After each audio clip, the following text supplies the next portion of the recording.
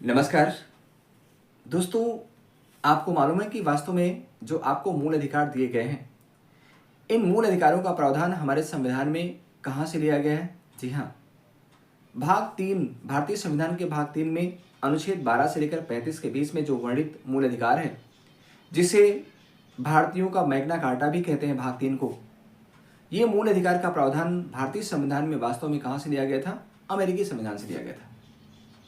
दोस्तों, जब संविधान हमारा लागू हुआ तो उसके तहत हम 7 अधिकार हमें दिए गए थे, मूल अधिकार। लेकिन 44वें संविधान संशोधन 1978 के द्वारा संपत्ति के अधिकार को मूल अधिकारों की श्रेणी से बाहर कर दिया गया और वर्तमान में यह एक विधायी या विधिक या कानूनी अधिकार के रूप में हमारे संविधान में मौजूद है। और कहाँ पर मौजूद है? आप कहेंगे अनुच्छेद 300 का में।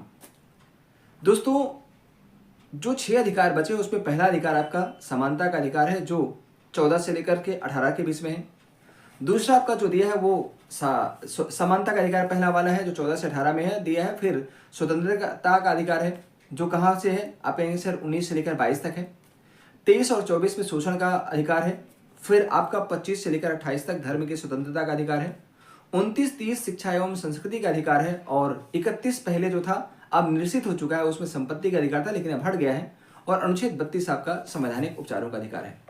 दोस्तों, आपके लिए क्वेश्चन ये है कि कांग्रेस से किस अधिवेशन में पहली बार मूल अधिकारों के प्रस्ताव को पास किया गया था? आपको कमेंट करके बताना है जल्दी से। Thank you.